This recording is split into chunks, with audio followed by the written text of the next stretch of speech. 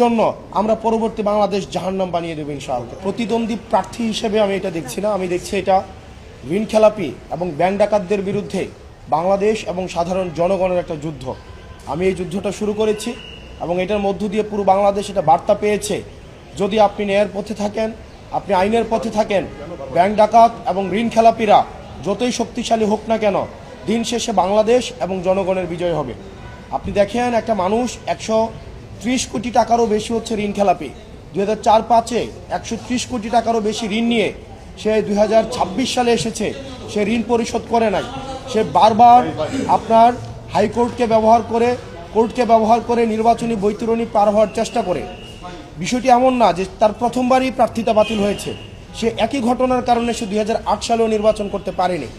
সেই জায়গা থেকে বাংলাদেশের জনগণকে অন্যান্য অনেক আসনে অনেক প্রার্থী বা অনেক প্রতিদ্বন্দ্বী প্রার্থী এই ইস্যুটি সামনে আনতে পারতেন, কিন্তু নিরাপত্তা ইস্যুতে আমাদের যে বিভিন্নভাবে বিভিন্ন এজেন্সির হয়রানির ভয়ে, বা আমিও দেখেছি এটা যখন আমি মামলা করলাম, আমার আইনজীবীদেরকে বিভিন্নভাবে ভয়ভীতি দেখানো হয়েছে, আমাকে বিভিন্নভাবে ভয়ভীতি দেখানোর চেষ্টা করেছে, কিন্তু হাসনাত আবদুল্লাহ কখনো কোনো ভয়ভীতির কাছে মাথা নত করবে না। আমাদের এই যে লড়াইটা ছিল, এই লড়াইটা হচ্ছে এই ব্যাংক ডাকাতরা যারা লক্ষ লক্ষ কোটি টাকা বিদেশে পাচার করেছে, দেশের টাকা মেরে দিয়ে যারা জনগণের সেবা করতে আসে শুধুমাত্র নির্বাচনের সিজনে, তাদের কাছে আজকে একটি স্পষ্ট বার্তা গিয়েছে যে বাংলাদেশের জনগণ এখন জেগে উঠেছে, তারা সচেতন হয়েছে। ঋণ খেলাপিরা যতই শক্তিশালী হোক না কেন, তারা আর পার পেতে পারবে না। ইনশাআল্লাহ আমরা বিশ্বাস করি 12 তারিখে জনগণের ভোটে নির্বাচিত হয়ে আমরা ঋণ খেলাপিদের জন্য পরবর্তী বাংলাদেশ জাহান্নাম বানিয়ে দেব। সারা বাংলাদেশের মানুষের বিজয় এবং বাংলাদেশের মানুষের কাছে একটি বার্তা, আপনার পথ যদি ন্যায়ের হয়, পথ যদি আইনগত হয়, পথটা যত লড়াইয়ের হোক না কেন, সংগ্রামীর হোক না কেন, কঠিন হোক না কেন, দিন শেষে আপনার বিজয়ী হবেই। তবে সেক্ষেত্রে আপনাকে ধরে থাকতে হবে। আর আপনারা আমার ওই আসনে আরও 4 জন প্রার্থী রয়েছে এবং আপনি দেখেন, এটা খুব সহজ একটা প্রক্রিয়া। আপনি নির্বাচনে অংশগ্রহণ করতে হলে এটা পরীক্ষার মতো, আপনাকে টেস্টে পাস করতে হবে, আপনার ফর্ম ফিল আপের টাকা দিতে হবে।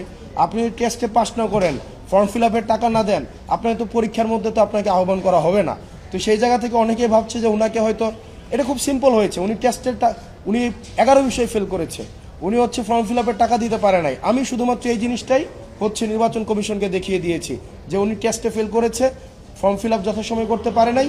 এখন এই কারণে ওনার প্রার্থিতা হচ্ছে আজকে এই যে মহামান্য হাইকোর্টের রায়ে আজকে এই জায়গায় এসে আপিল বিভাগের রায়ে আজকে এই জায়গায় এসে পৌঁছেছে।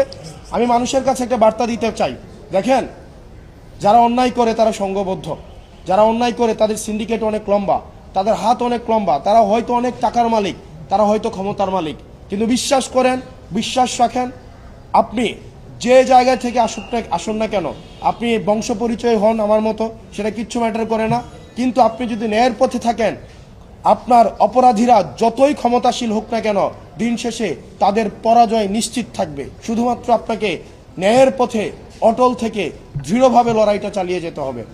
সারা বাংলাদেশের মানুষকে এই আহ্বানটা জানাবো, ঋণ খেলাপি, ব্যাংক ডাকাত, দুর্নীতিবাজ, চাঁদাবাজদের জন্য আমরা পরবর্তী বাংলাদেশ জাহান্নাম বানিয়ে দেব ইনশাআল্লাহ। আমার আইনজীবীরা যারা এই মামলার জন্য পরিশ্রম করেছেন, অনেকে বলেছেন আমি এই অর্থ দিয়ে তাদেরকে আসলে একটা হেয়ারিংয়ের জন্য অনেক পয়সা পাতি নাকি খরচ করতে হয়। আমি আমার এই আইনজীবীদেরকে একটা পয়সা আমি দেই নাই। তারা শুধুমাত্র একটা নিপীড়িত এবং একটা ন্যায়ের পক্ষে তারা আজকে এই জায়গায় এসে দাঁড়িয়েছে। বাংলাদেশে এই আইনজীবীরা যারা এই মামলার পক্ষে ছিল, যারাই ছিলেন, তারা একজনও একটা পয়সা আমাদের কাছ থেকে নেননি। তারা শুধুমাত্র মজলুমের পক্ষে হয়ে জালিমের বিরুদ্ধে তারা লড়াই করে গিয়েছেন বিবেকের তাড়নায়।